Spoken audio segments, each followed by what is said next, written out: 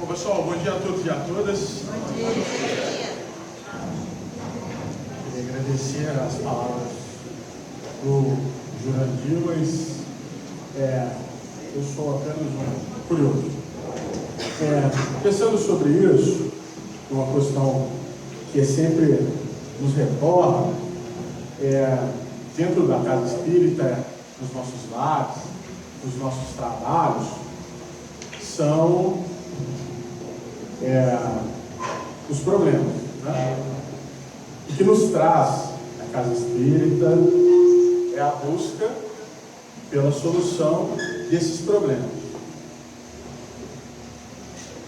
Problemas humanos, problemas que muitas vezes nós criamos. E nós não paramos para refletir, para pensar sobre isso. Então a nossa proposta hoje é pensar um pouco sobre essas relações. Do que a gente cria. Eu trouxe esse versículo, está no Evangelho de Mateus, Jesus dizendo o seguinte: e quem não toma sua cruz e não segue após mim, não é digno de mim. Culturalmente, nós vemos a figura da cruz como um problema. Afinal, ninguém em sã consciência desejaria ser crucificado. Quando nós temos um problema, nós fazemos em nome da cruz, não é? Deus me livra desse problema. Cotidianamente, a gente tenta se livrar das nossas cruzes. Mas Jesus está falando o contrário. Ele está falando para a gente pegar a nossa cruz e seguir após Ele, como exemplo, porque Ele carregou a cruz de uma maneira até factual, né? O processo dele de carregar foi muito mais intenso do que o nosso. E a gente precisa compreender que o peso das nossas cruzes é diretamente proporcional ao que a gente constrói de problema. Mas Deus, em sua magnânima sapiência, não dá joelhos fracos nem ombros frágeis para nós carregarmos as nossas cruzes. Mas a gente precisa compreender isso. Cotidianamente, a gente tende a jogar a culpa e as responsabilidades das nossas desgraças em Deus, no clima, em várias outras oportunidades. Assim que a gente tem uma condicionante de exteriorizar os nossos problemas, a gente coloca para o próximo. Então, hoje a gente vai dialogar um pouco sobre essas relações. Está bem? Então, os nossos objetivos hoje vão ser conceituar e apresentar alguns problemas humanos. Se a gente fosse falar de tudo, a gente ia levar a encarnação toda e não iria conseguir. Então a gente vai conceituar alguns, que eu acho que são muito pertinentes, porque a gente está vivendo hoje. Relativizar as dificuldades presentes no nosso psiquismo. A gente sempre tende a criar monstros onde tem caminhos fáceis para a gente seguir, para sair desses problemas e se deparar com outros que a gente nem estava tendo, mas ainda assim sair deles. Refletir e interiorizar o quanto essas características são presentes em nós, em mim também, tá, gente? A gente vai pensar um pouco sobre essas relações e o quanto que isso está incutido na gente. Pode ser que algumas das pessoas que aqui se encontrem não se identifiquem com nada do que vai ser discutido aqui hoje. Mas aí a gente pode investigar um pouco mais e perceber que existem outros problemas humanos em nós. E apresentar algumas alternativas de refazimento moral frente a esses obstáculos. Então, a gente vai organizar em princípio, meio e fim para discutir os problemas, pensar sobre os problemas e oferecer soluções plausíveis dentro do Evangelho para a gente sair dessa condição que a gente se encontra. E aí, eu acho muito importante a gente pensar na origem. A origem da sociedade ocidental, ela está lá na Grécia Antiga. O nosso modus operandi, as nossas relações, ela está lá na Grécia Antiga. Então, se a gente for pensar quando estão construindo os nossos problemas, a gente vai ver que lá desde a antiguidade clássica, a gente vem trazendo as mesmas questões, porque nós somos herdeiros de nós mesmos, como dizia André Luiz. Então, se a gente pensar essas dificuldades no passado e as presentes, nós vamos observar que muitas das vezes nós avançamos em alguns pontos, mas nós ainda estamos estagnados em outros tantos, e a gente precisa avançar enquanto civilização. Então, a Grécia Antiga é o berço da civilização ocidental. No Golfo de Corinto se localizava o santuário de Delfos. Toda vez que a gente pensa em santuário, a gente pensa em local santo, um local onde é que a gente busca energias e revitalizações para se organizar. Não muito diferente do que a gente hoje vem buscar aqui aos sábados pela manhã. Vamos pensar um pouco o que eles iam buscar no santuário de Delfos. Esse local era erguido em memória do deus Apolo, que é o deus do sol, né? Está organizado, o pensamento dele está vinculado a algumas características particulares, que são a razão, a cultura e a luz. Por isso o deus do sol, né? Essa percepção da racionalidade, da luz e da cultura está personificada nessa figura aqui, ó, que é um exemplo típico, com a harpa de um lado, o sol no outro, e pensando sobre essas relações que a gente se envolve o tempo todo. Porque às vezes a gente se sente culpado por ser emocional demais, outras pessoas se sentem culpadas por racionalizar demais as questões, e a gente não busca o equilíbrio sobre essas relações. A gente se sente mais confortável sofrendo da síndrome de Gabriela, né? Eu nasci assim, eu sou assim, eu vou morrer assim. Ou então a gente se impede de sentir, né? Colocando a culpa na racionalização e transferindo as relações de maneira muito fria e pautada única e exclusivamente na racionalidade. Então, aqui a gente tem uma imagem do santuário, tá? Um local onde vocês podem ver que muitas pessoas ficavam em volta. Era um local onde recebiam muitas pessoas buscando soluções para os seus problemas. Sua capacidade de racionalização possibilitou a condição de equalizar diversos problemas e conflitos, né? Então, os sacerdotes, as pessoas que estavam vinculadas àquele santuário, eles tinham como característica equalizar problemas. Então, o que a gente não quer, né? O que a gente mais deseja é alguém que vira e fala assim, ó, você vai resolver o seu problema dessa forma. Você vai fazer isso e isso assim que vai dar certo. Porque a gente terceiriza a nossa responsabilidade frente à vida. Se alguém puder falar, você vai fazer isso, isso e isso que vai dar certo, a gente segue, mesmo que seja para beber xixi. Então, se você beber xixi vai dar certo, você vai lá e toma. Porque a gente não quer assumir a responsabilidade das nossas vidas. A gente acha muito mais interessante até quem culpar depois. Porque se bebeu xixi e não deu certo, assim, pô, mas o cara falou que era para beber xixi que ia dar certo e agora não deu. Foi ele que é o culpado. Não sou eu que ter sido idiota de ter bebido xixi para resolver alguma coisa, não. É o outro que mandou eu beber. Vamos avançar mais um pouco. Multidões buscavam orientação, segurança emocional e soluções para os seus problemas. Sucediam assim os apelos e multiplicavam-se as queixas dos que necessitam de soluções imediatas para a sobrevivência moral, financeira, social e emocional. Muito parecido com os problemas que a gente chega hoje à Casa Espírita, né, gente? A gente chega em frangalhos e a gente quer um resultado imediato para a solução dos nossos problemas. A gente não pensa que foram anos construindo aquelas relações problemáticas e a gente quer, como se fosse num passe de mágica, a solução para todas as dificuldades que nós passamos. E é sobre esse aspecto milenar do psiquismo humano que a gente vai conversar um pouco hoje.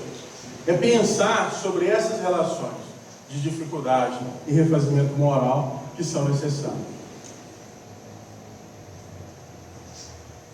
E aí eu pergunto a cada um de vocês aqui hoje, qual é o seu problema? Vocês têm dimensão da construção desse problema? Como nós nos encontramos hoje? Num labirinto, na entrada dele, sem saber para onde nós temos que ir, sem norte, esperançando que a solução venha de fora, não procurando o caminho ao qual nós devemos seguir para superar essas dificuldades.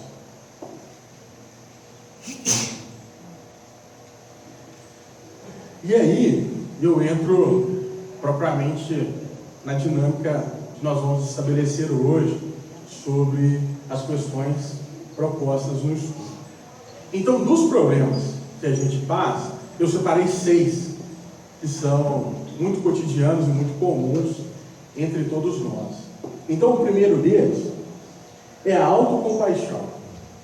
E aí a gente vai conversar um pouco sobre isso, tá bem? Depois, nós vamos conversar um pouco sobre as queixas, né? Como que andam essas relações. Vamos falar um pouco sobre ressentimento. Vamos falar um pouco sobre ciúmes. Vamos falar um pouco sobre inveja. E vamos falar, por fim, mas não menos importante, sobre a necessidade de valorização. Está bem? Então, vamos abrir os nossos corações e as nossas mentes para a gente começar a pensar um pouco sobre essas relações. Primeiro, nós vamos falar sobre autocompaixão. Uma das coisas que você já deve ter se pegado falando, assim como eu não merecia. De uma maneira geral, quando a gente está sozinho no quarto ou no banho, a gente pensa assim: pô, essa eu não merecia. Será que não mesmo? Será que o mundo está conspirando contra a gente? Será que essa possibilidade não é um movimento de pensar que nós estamos sendo oferecidos para pensar acerca de nós mesmos? A tendência em acusar a vida, as pessoas, a sociedade, o mundo, enfim, é tão antiga quanto o gênero humano. A gente tende a externar essa relação com muita facilidade. Ainda muitos de nós acreditamos sermos vítimas do pecado de Adão e Eva. É muito comum a gente ver sátiras e relações falando sobre o pecado original de Adão e Eva, porque se Eva não tivesse comido a maçã, a gente já estava no paraíso até hoje. Não é? Aí a gente fala assim, Deus fala com Adão: Adão, você podia fazer tudo, menos comer a fruta. Por que você vai comer a fruta, Adão? Foi a Eva, Senhor. Eva, onde é que você estava com a cabeça quando você foi comer a fruta? Foi a serpente, Senhor. A gente tende a passar a responsabilidade das nossas ações para o outro. E aí a gente culpa. Hoje a gente culpa Adão e Eva por nós estarmos passando por dificuldades, porque teoricamente o pecado original está vinculado à relação de término de inocência, né? Quando se acaba a inocência, a gente começa a se dar conta das nossas relações, a gente vê que o processo ele é de evolução. A gente tira a alegoria das características do nosso pensar, das histórias fantasiosas, para explicar uma série de eventos através dos mitos, e a gente traz a percepção para o mundo real, para a evolução do pensamento, da ciência, da filosofia, das relações humanas. E aí a gente observa que o buraco é bem mais embaixo, mas a gente tende a fazer isso para sair dessa relação de culpa dos nossos erros. As pessoas que acreditam ser vítimas da fatalidade continuam a apontar o mundo exterior como culpado de nossos infortúnios. Então a gente transfere essa responsabilidade para o coleguinha do lado. E aí a gente vai começar um pensamento que os Espíritos nos trazem, de sempre colocar interrogações onde a gente pensava que tinham pontos finais. será que a minha vida está legal? Será que a culpa é mesmo do outro?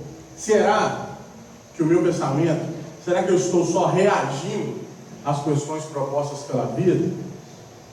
Como que a gente estabelece essa relação em nós? A criatura pensante é um ser incompleto ainda, em constante processo de aprimoramento e de transformações. Qualquer ameaça real ou imaginária que possa produzir a perda torna-se problema, que logo se incorpora à conduta, gerando perturbação e desarme. E aí a gente pensa sobre o quanto essas nossas relações estão sendo conflituosas. De uma maneira geral, a gente tem muito problema com a perda. Seja ela o que for, financeira, emocional, a física. A gente tem muito problema com isso, a gente não sabe lidar com isso. Esse processo ainda é muito distante para nós. E aí, quando essa relação ela é real ou imaginária, é pior ainda. Porque a gente começa a projetar uma série de desdobramentos. A gente começa, eu não sei se todos tinham hábito de assistir desenhos animados quando era possível, mas geralmente tinha um plano mirabolante que jogava uma pecinha, a pecinha caía, a balança levantava, e o relógio chegava no horário certo, e o plano dava certo. E a gente começa a desencadear essa série de ideias na nossa cabeça. Se eu fizer isso, vai acontecer aquilo, vai acontecer aquilo outro, vai acontecer aquilo outro. Quando a gente vê, a gente está preso nos nossos próprios pensamentos, egoístas e muitas vezes vaidosos. Então a gente não se permite questionar sobre essas relações a quais nós estamos envolvidos. A gente se manifesta de maneira exterior. A gente está preocupado com o que está acontecendo com o outro e não com a gente. Além desses, outros problemas de natureza psicológica, como heranças reencarnacionistas. Kardec nos diz que se o problema não está na vida presente, ele está, obviamente, em uma vida passada, uma existência passada. A vida é uma só, mas as existências são várias. Então, a gente, antes de examinar os problemas dessa vida presente, a gente já estabelece uma conexão com a existência passada. A gente fala, não, isso é karma. Isso é um problema que eu fiz, eu usei mal o dinheiro, eu usei mal a minha saúde, eu usei mal diversas coisas no passado e hoje eu estou colhendo. Mas eu não faço uma análise sincera das minhas construções no momento presente.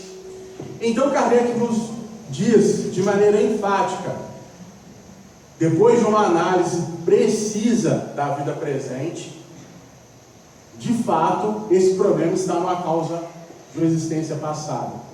Mas a gente faz um movimento inverso. A gente coloca a culpa na existência passada antes de pensar na vida presente.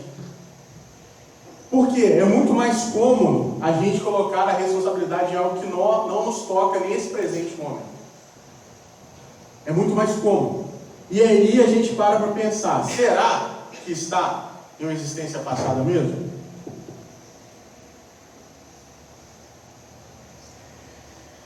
Somem-se eles o que se derivam do inseguro interrelacionamento pessoal. Então, nós queremos moldar as pessoas que estão à nossa volta, né? Através da pseudo-experiência que nós trazemos, do pseudo-saber, nós colocamos a responsabilidade de determinada tarefa no outro. Quando a pessoa faz aquela tarefa do jeito dela, nós falamos, não é assim que tem que ser feito, se faz assim. Então nós temos dois desgastes.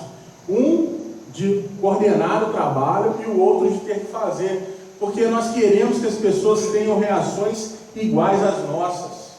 O que não é real. Cada um traz consigo as suas experiências, as suas relações, e muitas vezes ela está fazendo o máximo que ela pode. Só que nós estabelecemos padrões de êxito muito altos em uma sociedade extremamente consumista e queremos que as outras pessoas também assim o façam, moldando o comportamento e as percepções das pessoas, o que é totalmente equivocado. Nós precisamos compreender e cooperar uns com os outros. Quanto mais se valoriza o problema, mais vitalidade se lhe oferece.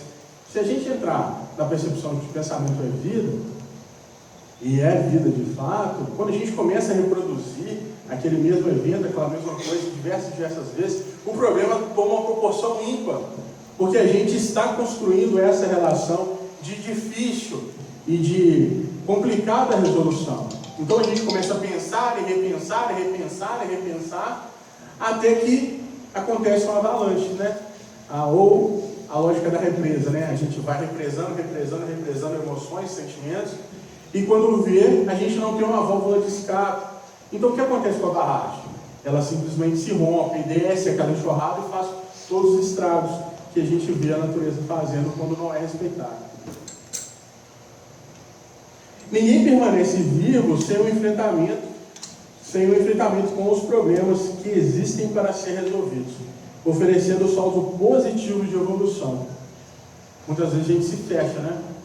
No quarto, sentimentalmente, e aí quando a gente se fecha, essas relações elas se tornam ainda mais difíceis de serem resolvidas, porque a gente não está aberto a solucionar. Então, fechando nesse quadradinho mágico dos pensamentos perniciosos, a gente se sente extremamente incomodado. E muitas vezes, até as pessoas que estão de boa vontade, oferecendo o auxílio, elas não têm a condição de chegar para nos auxiliar, sejam elas encarnadas ou desencarnadas. Então, é muito importante a gente sair desse movimento, de estar fechado, de estar trancado, de estar deslocado da condição de estar conectados uns com os outros em uma sociedade.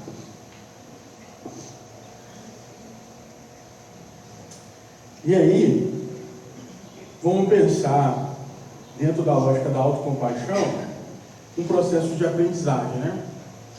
De uma maneira geral, a vida faz muito isso com a gente, né? Reproduz muito essa relação com a fora. A gente se sente encruzilhada, tendo que fazer uma escolha que vai mudar a nossa forma de viver e a nossa forma de organizar o pensamento drasticamente. E a gente precisa fazer uma escolha. Só que, culturalmente, nós estamos extremamente ligados à relação de êxito e não de aprendizagem. Só que a aprendizagem ela é feita de tentativas, né? Êxito e erro. Algumas coisas a gente vai fazer vai dar certo, outras vai dar errado. Mas nenhum desses movimentos ele é perdido. Quando a gente faz uma escolha equivocada, a gente precisa ficar com o aprendizado daquela relação. Mas com o que a gente fica? Com a culpa, né? A gente pega aquela culpa, agarra ela, abraça ela e fala: isso aqui é minha, ninguém vai me tirar ela. Deixando o nosso psiquismo ainda mais contaminado e com mais dificuldade de se acertar enquanto ser em evolução, de ser em aprendizagem. Então a gente abraça a culpa, fica com ela e não abre ela para ninguém. E a gente mantém aquilo como quase que um troféu. Ó, meu filho, você não faz isso não, porque quando eu fiz isso daí, deu tudo errado e a gente está nessa condição que a gente está hoje por conta disso. E aí, em vez de pensar essa relação, eu cometi um equívoco, mas foi importante por aprendizado, hoje em dia eu não faço mais isso, e eu estou te dando um conselho: se você quiser seguir, vai ser legal, mas se você também não quiser seguir, vai ficar de aprendizado para você. E essa mania que a gente tem de êxito, e a pessoa vitoriosa quando ela alcança determinados patamares na sociedade, ela é muito equivocada quando a gente pensa que a nossa vivência aqui é passageira e a gente precisa levar conosco todo o bem que a gente fez. E a gente só está preocupado em acumular, em vez de dividir e espalhar as relações de afeto, de amor, que Jesus nos ensinou tantas vezes com o seu exemplo, enquanto estava aqui conosco. Selecionando as experiências consideradas saudáveis, benéficas, que se fixam pela natural repetição. Então, quando a gente vai fazer uma coisa que vai dando certo, a gente vai reproduzindo, e aquilo se torna um método de vida, naturalmente. Mas a gente não se sente à vontade com isso. A gente quer espalhar essas relações e esses aprendizados que nós tivemos, mas que muitas vezes servem somente para nós, não serve para o outro. O outro precisa ter as suas próprias vivências, os seus próprios aprendizados. Mas a gente tem a mania de controle, de querer controlar tudo, né? E todas as pessoas à nossa volta. Os insucessos são patamares que propiciam avanços para que se alcancem degraus mais elevados. Então a gente não pensa o insucesso como uma relação importante para a nossa vivência. A gente pensa aquilo como um fracasso, como um erro, como uma questão de vergonha. A gente ainda lida muito mal com essas relações. O indivíduo elege a posição de vítima da vida, assumindo a lamentável condição de infelicidade. Desculpa.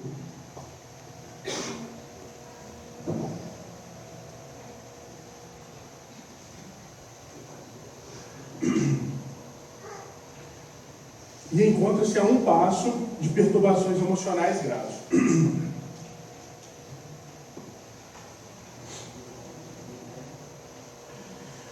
O cultivo da autocompaixão, mediante insistente reclamação em torno dos acontecimentos da vida. E aí a gente tem uma situação que fica se repetindo cotidianamente na nossa vida. De uma maneira geral, a gente tem de reclamar muito sobre o trabalho. E aí, a gente estabelece a relação. Nossa, mas meu emprego é uma porcaria. Meu emprego é uma porcaria. E a gente não mantém laços nem vínculos com nenhum emprego. Mas a gente também não tem coragem de pedir para sair. Então a gente vai reproduzindo esse ciclo doentio durante a encarnação toda e quer que no final dê certo. Que sejamos felizes para sempre. Não tem condição de uma soma de erros virar um acerto no final. É ilógico pensar sobre isso. Então, mudemos as nossas atitudes hoje. A pseudo-aflição mantida converte-se em motivo de alegria, realizando um mecanismo de valorização pessoal. E no seu atormentado ponto de vista, somente a sua é uma situação dolorosa, digna de apoio e de solidariedade. Então a pessoa coloca uma seta na cabeça dela, né? Tenham pena de mim. E aí essas relações começam a ficar extremamente dificultosas, porque até as pessoas que apresentavam uma certa piedade e compaixão dessa pessoa, por esse evento, começam a ficar de saco cheio, né? Esse movimento de autocompaixão cotidiana, né? A pessoa fica se fazendo de vítima por largos períodos de tempo. E isso desgasta as relações das pessoas próximas. Então, prestemos atenção sobre essa relação. E quando essas expressões de socorro lhes são dirigidas, reage recusando-as, a fim de permanecer na postura de infelicidade que o torna feliz. Então a pessoa está tão acostumada a ficar numa situação difícil, que quando é oferecido uma oportunidade, você tem um emprego novo aqui, vamos mudar de emprego. Não, mas aí é muito longe, eu vou ficar muito tempo fora de casa, não quero não. Mas surgiu uma oportunidade aqui de você mudar de cidade, né? Porque as pessoas acreditam que os programas estão localizados de maneira geográfica também. Aconteceu uma oportunidade de mudar de cidade, né? Emprego novo, vida nova, tudo novo. Não, mas como é que a minha mãe vai ficar aqui sozinha, ou meu pai vai ficar aqui sozinho, ou como é que eu vou deixar meus filhos aqui, meus netos? E a gente começa a arrumar uma série de desculpas para não ter essa oportunidade de mudança de hábitos e de novas relações. Encarcerando-se no sofrimento e exteriorizando o mal-estar à volta, como que contamina as pessoas que o cercam ou que lhe acercam. E aí, então as pessoas que a gente observa que o comportamento delas é muito parecido com aqueles desenhos animados ou os gibis do Maurício de Souza, que mostra a pessoa com uma nuvenzinha negra assim em volta, parece que só chove na cabeça dela, sabe? Essas relações são muito cotidianas, assim. A gente sempre conhece alguém que tem esse tipo de comportamento extremamente negativista, as coisas sempre vão dar errado, e nunca tem uma visão ou uma percepção de um ponto de vista mais positivo. Então, elas são caracterizadas nas animações por essa questão da nuvem na cabeça, né? Tipo, os trovãozinhos assim, uma chuva que parece que só cai sobre ela. Então, que pensemos e olhemos para cima para ver se existe mesmo uma nuvenzinha negra sobre as nossas cabeças e que a gente tenha força para diluí-la ou fazer com que ela fique para trás e nós possamos seguir. E aí, a gente entra no segundo ponto que a gente estava conversando, que são as queixas, né? E aí, de uma maneira muito cotidiana, eu sou muito fã de quadrinhos e tirinhas, e aí eu trouxe essa relação com o Calvin, né? Porque toda vez que a gente vê um desenho animado ou alguma questão que mostra essas caveirinhas, faquinha e coisas assim muito estupefadas, é porque está rolando uma reclamação, né? E aí tem pessoas que só conseguem se relacionar através da queixa. Qualquer conversa que você vai ter com a pessoa, ela está reclamando de alguma coisa. E existe uma competição entre as pessoas que se queixam, né? Consultório médico. Estou com uma dor no joelho. Eu estou com dor nos dois joelhos. Aí a terceira pessoa, estou com dor no joelho e no cotovelo. Aí aparece uma quarta que está com dor no joelho, no cotovelo e no pescoço. E aí começa a disputa das queixas, né? Bem como na casa espírita também. Quem está com mais problema? E aí a gente para pensar que em nenhum momento a gente está agradecendo. Agradecendo a oportunidade de estar no médico, agradecendo a oportunidade de estar na casa espírita, de ver o norte aonde essas relações podem mudar. Então vamos ver o texto dessas explicações, né? Permanecendo na infância psicológica, aquele que de tudo se queixa tem a personalidade desestruturada, permanecendo sob constantes bombardeios do pessimismo, do azedume e dos raios destruidores da mente rebelde. Então, rebeldia no sentido de não concordar com nada que está à sua volta. Tudo pode ser melhorado, tudo pode ser mudado, tudo merece outras relações. A queixa de que se faz portador é reação mental e emocional patológica, refletindo-lhe a insegurança e a perturbação, responsáveis pela ocorrência negativa que procura ignorar ou escamotear. Então eu estou, de alguma forma, fugindo das relações das quais eu preciso enfrentar e eu começo a reclamar para fingir que não está acontecendo nada. Que o problema é exterior e não me permitindo olhar para dentro. Ocultando os conflitos perturbadores, transfere para as demais pessoas as causas de seus insucessos. E aí a gente vai depositando no outro essa relação. E aí, a gente pensando na mente como uma engrenagem, a gente vai ver que Joana fala o seguinte: a queixa como ferrugem na engrenagem do psiquismo é cruel verdugo de quem a cultiva. Então, conforme a gente vai reclamando, a gente vai atrofiando esses processos mentais. E a gente só consegue reproduzir essa relação da queixa. Então, nossa vida vira um problema. Porque a gente só consegue observar, olhar e pensar para isso.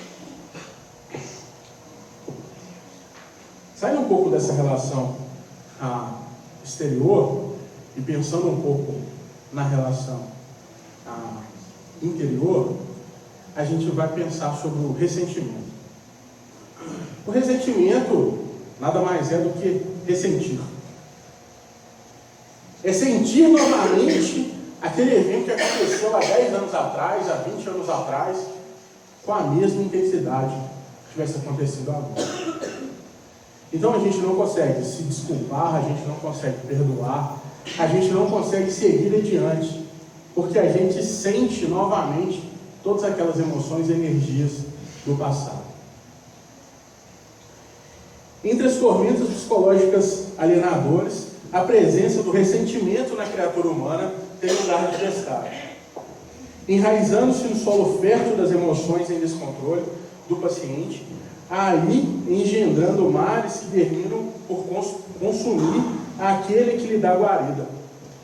Então, a gente pensa que guardar ressentimento é como tomar veneno e esperar que a outra pessoa morra. E a gente está alimentando essa relação, alimentando, ingerindo veneno e pensando que o outro vai ter problema. Só que a outra pessoa, a vida dela seguiu. Ela está com outros problemas. Vocês, em comum acordo, já não são mais um problema. E aí a gente fica remoendo, ressentindo e colocando essa relação como se fosse de fato importante.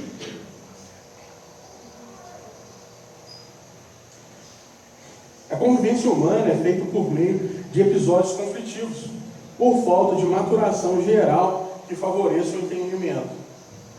Instalando nos painéis da emotividade cargas violentas que terminarão por desarmonizar os delicados equipamentos e se refletirão na conduta mental e moral. E aí, a gente para pensar que a gente está tomando esse veneno, que é o ressentimento, e aí a gente não está se precavendo com o antídoto. A gente só está ingerindo. Isso vai gerar problemas, tanto no corpo físico quanto no corpo espiritual. E aí a gente não sabe porque a gente sente dor no corpo todo, a gente não sabe porque a gente não dorme à noite, a gente não sabe porque a gente não consegue se relacionar bem com as pessoas que estão próximas da gente. É porque a gente está ressentindo uma coisa que já deveria ter ficado no passado há muito tempo. E a gente não consegue se libertar disso. As pessoas são normalmente competitivas, no sentido negativo da palavra, desejando assenhorear-se dos espaços que eles não pertencem. E aí a gente quer ser presente na vida do filho, mas o filho já tem a família dele. A gente quer ser presente na vida da mãe, mas a mãe já tem as obrigações dela. E aí a gente fica se magoando e se ofendendo de maneira cotidiana. A gente quer alcançar determinado ponto na carreira, mas a gente não se esforça de maneira legal para isso. A gente só fica transitando sentimentos negativos sobre as pessoas que estão naquela condição. Tem uma série de questões que a gente pode parar para pensar se a gente fizer um exame cauteloso sobre a nossa conduta, tanto ética quanto moral, e nós vamos perceber que nós estamos com sérios problemas de ressentimento. Quando o ressentimento exterioriza, suas manifestações deve ser combatido mentalmente e racionalmente, eliminando a ingerência do ego ferido. Muitas vezes é só um sentimento de dor. E a gente precisa detectar isso. Meu ego está ferido. Que bom. Você pode fazer com que ele se retraia a partir desse ferimento e deixar o seu eu superior sobressair. De que maneira? Perdoando, dialogando, mudando seus hábitos. É uma oportunidade que Deus está te dando de repensar as suas relações.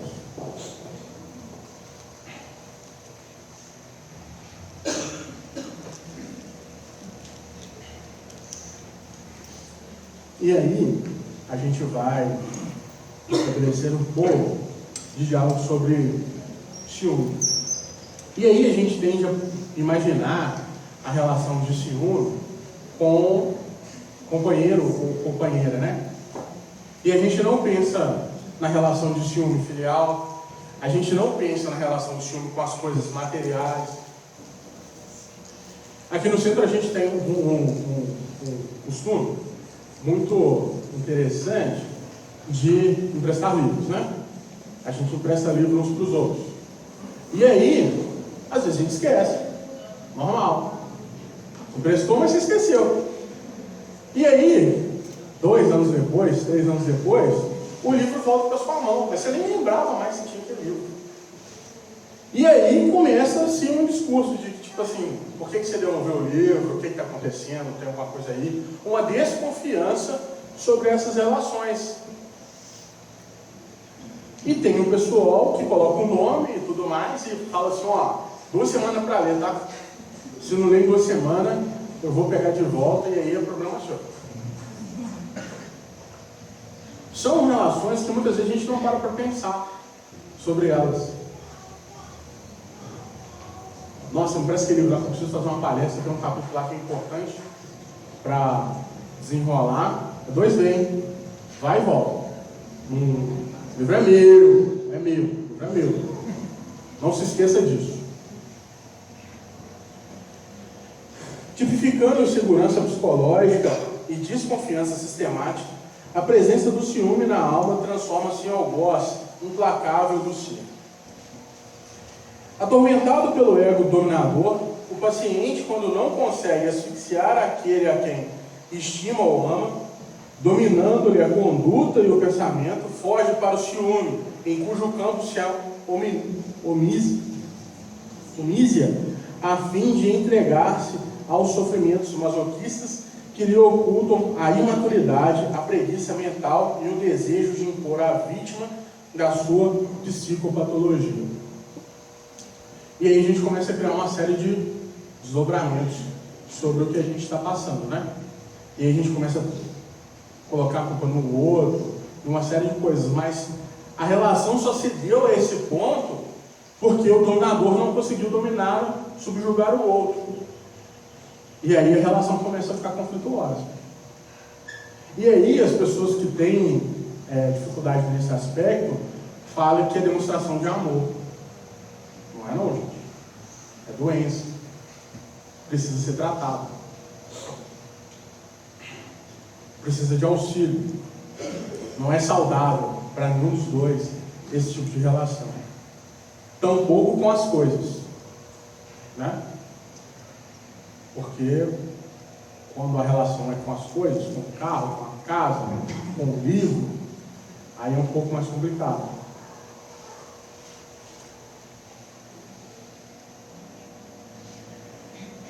Vê o que lhe agrada e se envolve apenas com aquilo em que acredita, ficando surdo à razão e à verdade. Então essa relação, ela parte de uma iniciativa de não analisar todo o contexto de uma maneira direta. Você fica surdo à razão. Você não quer ouvir, você não quer falar, você não quer nada. O ciumento, inseguro dos próprios valores, descarrega a fúria do estágio primitivista em manifestações ridículas, como perturbadoras em que se consome.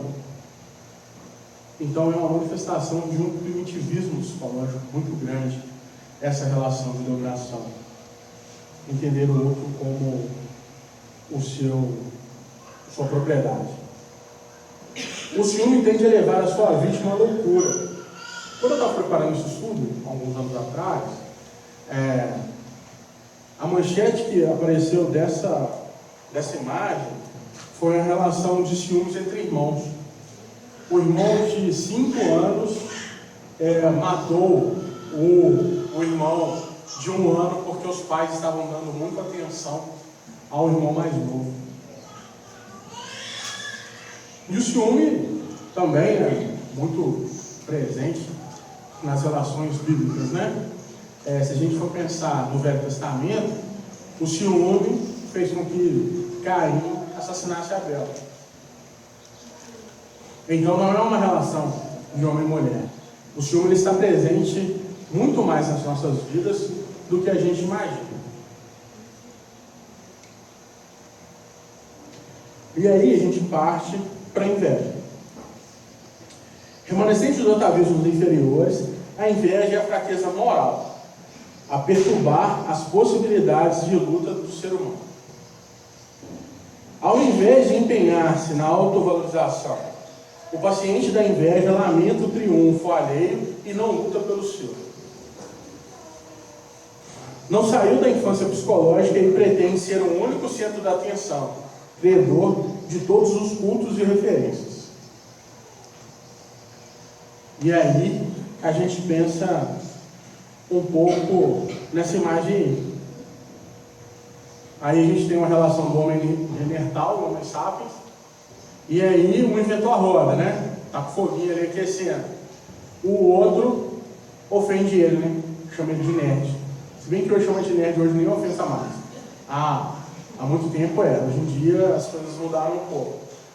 E aí você chamou outro de nerd na iniciativa de mostrar, você estuda demais, você não aproveita a vida e todas as relações que isso traz. Mas ele não está preocupado em observar todos os benefícios que a roda e o fogo trouxe. E aí a gente não para discutir, para conversar sobre isso. A gente só vai criticando os movimentos, não reconhecendo os avanços e as questões que foram trazidas, e a gente trabalha no sentido de ofender, denegrir.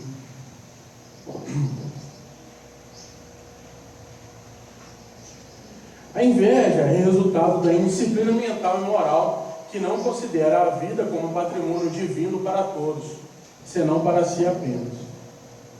Trabalha por inveja para competir, sobressair, destacar-se. Não tem ideal nem respeito pelas pessoas e pelas suas árduas conquistas. O enfermo de inveja nunca se alegra com a vitória dos outros, nem com a alheia realização. A inveja descarrega correntes mentais prejudiciais dirigidas às suas vítimas, que somente as alcançam se estiverem em sintonia, porém cujos danos ocorrem no fulcro gerador, perturbando-lhe a atividade, o comportamento. E aí, tem uma passagem muito legal, muito interessante, que aconteceu comigo, porque eu tendo a ter uma relação muito responsável com todas as coisas que eu faço. Eu chego a ser até chato, assim, insuportável às vezes. Porque eu sou muito direto e sou extremamente dedicado às questões que eu faço. Eu vivo em uma intensidade muito grande e eu já percebi isso, estou tentando mudar. E aí, eu tinha um sério problema com o trabalho na casa espírita. Porque essa minha conduta, ela não é comum a todas as pessoas. Muito pelo contrário, eu acho que eu sou errado mesmo por não caminhar pelo meio. E aí, o benfeitor espiritual dessa casa me chamou para uma conversa sobre trabalho. Eu estava preparando um estudo sobre os trabalhadores da última hora, a parábola dos trabalhadores da última hora, que fala muito sobre o trabalho, né? E aí, em uma questão simples, ele me transmitiu um ensinamento moral muito grande. Ele perguntou, de uma maneira bem direta, a seguinte questão: o trabalho dá direito a quê?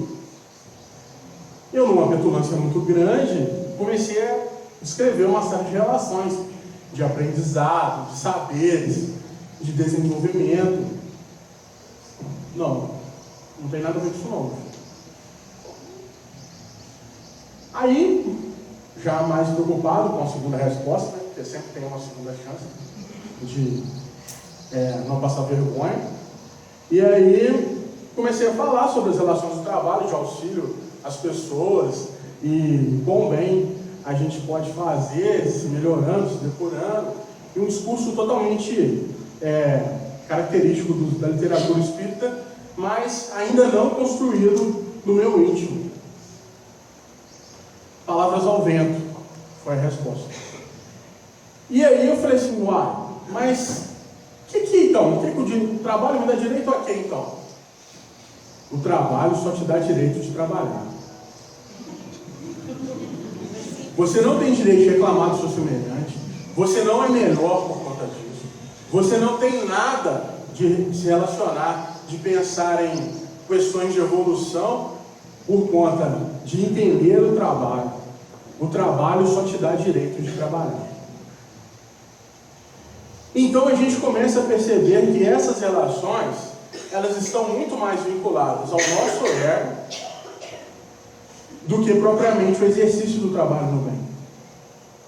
Porque quando a gente para pensar que o trabalho no bem só me dá direito a essa tarefa, eu começo a observar as pessoas que estão caminhando ao meu lado com mais dignidade, porque elas também estão trabalhando dentro da forma como elas conseguem fazer. como elas conseguem se expressar. E isso é amor. Amor dos benfeitores, quando eles constroem essas relações de aprendizado conosco. Porque você vem com toda a literatura espírita falando sobre o trabalho e todas essas relações, e quando você se esquece da construção básica, né? Do simples, que é fazer o que você pretende fazer, pura e simplesmente. E aí, a gente entra na nossa reta final, nos nossos pensamentos caminhando para o fim, que é a necessidade de valorização. Acostumado às respostas imediatas, o ego infantil deseja os jogos do prazer a qualquer preço, mesmo sabendo que logo terminam deixando frustração, amargura e novos anelos para fluir outros. Essa necessidade de valorização egóica pode ser transformada em realização do eu, mediante ao contributo dos estímulos. Cada ação provoca uma reação equivalente, positiva. E a pessoa que está nesse processo de necessidade de valorização, você vai, está num momento bom, né? Está num momento positivo. Aí você fala assim com ela: eu te amo. A pessoa fala assim: eu te amo, para uma contestação equivalente. Ela está falando eu te amo não é porque eu te amo. Ela está falando eu te amo porque ela quer ouvir um eu te amo também. E aí ela está nessa necessidade de valorização, mas aí ela está num outro movimento, que é o negativo. Ela vai falar assim, está no processo de necessidade de valorização, tá, gente? Ela vai falar assim, ó: ninguém me ama, recebendo-se uma evasiva. Porque aí a pessoa que está do lado fala assim: nossa, ninguém me ama. Aí a pessoa fala assim: não me inclua, eles têm não. Então ela já começou no processo negativo para ela ouvir o que ela queria. E aí tem a parte agressiva, né? Já está no meio do caos ali. E aí você pega e fala assim: não gosto de ninguém, para colher algo idêntico. A recíproca é verdadeira. Você está lá no meio da discussão lá no trabalho, aí fala assim: nossa, eu não gosto de ninguém daqui. Eu sou... Ninguém gosta de você também. Bem-vindo ao clube. A gente tem que se tolerar, porque a gente trabalha junto. Nesse comportamento doentio do ego, a necessidade de valorização, porque não possui recursos relevantes para expressar-se na enganosa autocomiseração, que lhe satisfaz as exigências perturbadoras. E aí a gente começa um processo de conflitos, porque a gente estabelece uma relação de como as pessoas deveriam tratar a gente. Olha só que problemático, gente. A gente cria um mundo ideal na nossa cabeça, onde só a gente vive, e a gente quer que todas as pessoas que convivem com a gente estejam incluídas nesse mundo. Só que não tem como entrar na cabeça dessa pessoa para ela explicar como que ela gostaria de ser, como que ela gostaria que a gente se relacionasse com ela. E aí ela começa um movimento positivo, negativo e agressivo de manter as relações. Por quê? Porque ela quer que as pessoas prestem atenção nela. Só que ela não avisa isso.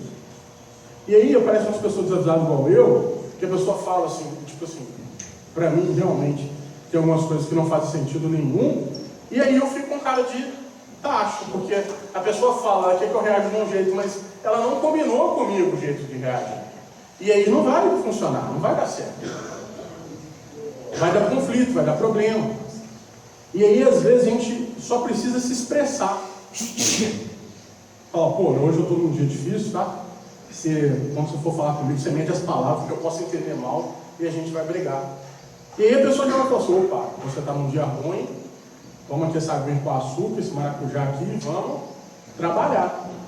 Mas avisa que não está num dia legal. Não queira que as pessoas adivinhem que você levantou com o pé esquerdo da cama. Vamos nos comunicar mais. E aí, caminhando para a nossa conclusão, a gente vai ver que o problema humano, portanto, maior e mais urgente a ser equacionado é a própria criatura.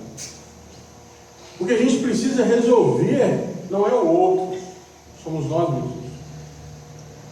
A gente precisa se dar conta disso. Na transitoriedade da condição humana, o eu profundo deve emergir, desatando os inestimáveis recursos que lhe são inatos.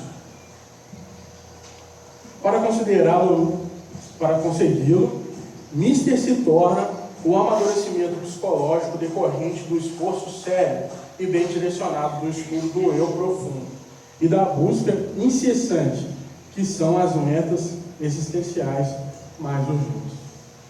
O que a gente precisa dar norte, o que a gente precisa pensar, é o desenvolvimento do nosso espírito, das coisas que a gente tem de bom a oferecer.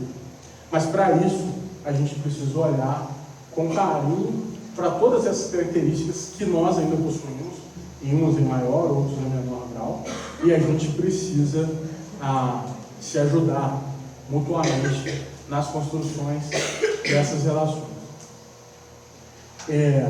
Bom, de uma maneira geral, era isso que eu gostaria de dialogar um pouco com vocês. O livro que eu utilizei para tirar esses exemplos de ensinamentos chama Ser Consciente, Joana de Ângeles. Tem um estudo às terças-feiras, às 14 horas, muito bom, aqui na casa, onde a gente dialoga sobre essas relações. Eu estou bem ausente por questões profissionais, mas estou me organizando para o próximo ano retomar as atividades, que é muito importante e é um desenvolvimento muito grande que a gente se propõe aqui às terças-feiras de maneira coletiva. Esse estudo ele foi apresentado em um evento que nós estamos nos organizando para ocorrer em mais um ano, que é o PNL de 2020. Esse estudo foi apresentado no PNL de 2015. Então nós temos aí alguns anos de trabalho com esse evento, que é o Retiro de Carnaval. A gente trouxe aqui uma artezinha sobre o tema desse ano, que é Levanta-te e Anda. Vai ocorrer nos dias 22 até o dia 25, durante o Carnaval. A gente entra de sábado e sai às terças-feiras. É um regime de... A gente dorme aqui, a gente se alimenta aqui, a gente estuda junto, a gente tem uma série de aprendizados que a gente passa por ele aqui nos dias. E eu convido a todos que tiverem a oportunidade de estarem conosco, porque é um evento muito interessante e é de fato um divisor de águas. Quando eu participei a primeira vez, para mim foi marcante, foi um aprendizado muito grande, e nós, por amor, nós continuamos esse processo levando essas lições e esses ensinamentos para todos os nossos irmãos que se propõem a estar aqui conosco. As inscrições serão abertas só quando nós retornarmos do nosso recesso, mas a gente já está avisando com um pouco de antecedência para as pessoas irem se organizando, porque as vagas são limitadas. Então, se existe um desejo, uma percepção de se aprofundar um pouco mais, de se pensar sobre essas questões e outras também durante esse processo, vão se pensando com relação a isso. Se organizem, vejam como ficará a data, como que vão ficar esse período, para que a gente possa estar aqui todos juntos durante esses dias. Está bem? Eu queria agradecer a atenção de todos e eu gostaria de desejar excelentes reflexões no dia de hoje sobre esse tema que muito nos toca e que muito nos é caro. Muito obrigado.